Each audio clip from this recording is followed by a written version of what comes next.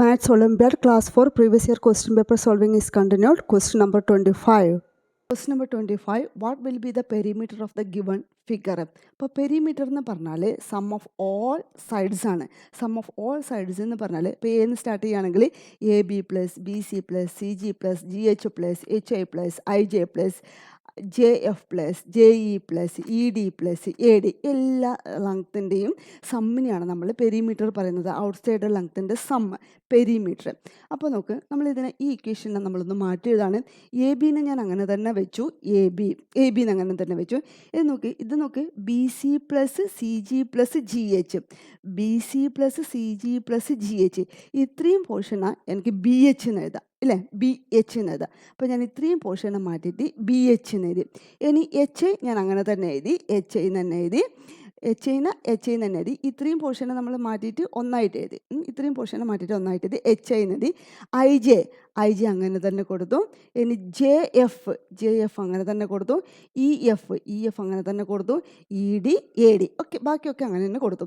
ഇനി എനിക്ക് ഇനി എന്താ ചെയ്യുന്നതെന്ന് വെച്ചാൽ AB വാല്യൂ എനിക്ക് അറിയില്ല, ഇവിടെ തന്നിട്ടില്ല. പക്ഷേ BHൻ്റെ വാല്യൂ 15 മീറ്റർ ആണ് തന്നിട്ടുണ്ട്. ഇനി HIൻ്റെ വാല്യൂ 4 മീറ്റർ ആണ് ഇവിടെ തന്നിട്ടുണ്ട് ഇല്ലേ, ഇതാണ് 4 മീറ്റർ ആണ് തന്നിട്ടുണ്ട്.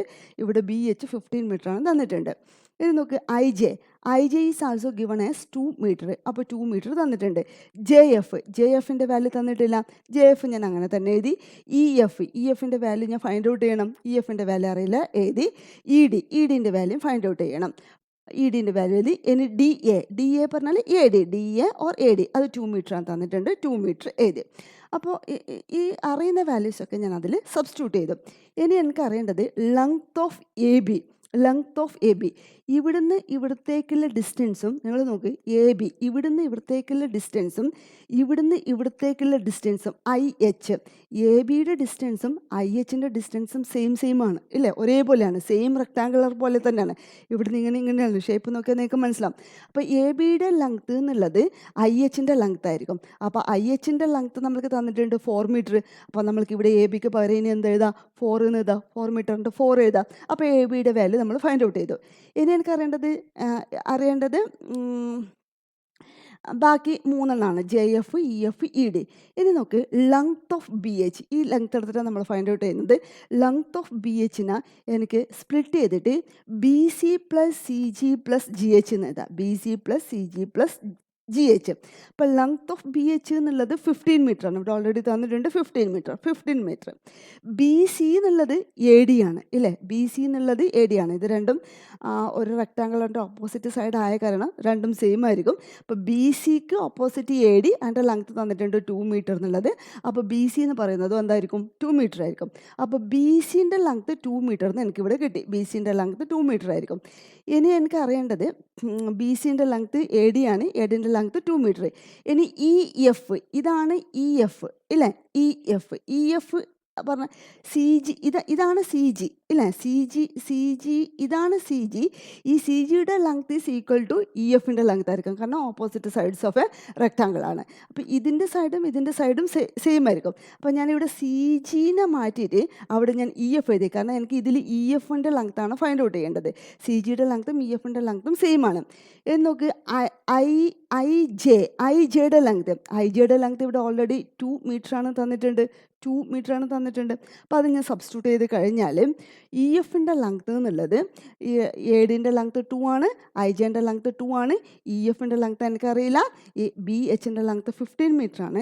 സബ്സ്റ്റിറ്റ്യൂട്ട് ചെയ്ത് കഴിഞ്ഞാൽ EFൻ്റെ ലെങ്ത്ത് 11 മീറ്റർ എന്ന് കിട്ടും. EFൻ്റെ ലെങ്ത്ത് എത്രയാണെന്ന് കിട്ടി, എനിക്ക് 11 മീറ്റർ ആണ് കിട്ടി. അപ്പോൾ EFൻ്റെ ലെങ്ത്ത് 11 മീറ്റർ.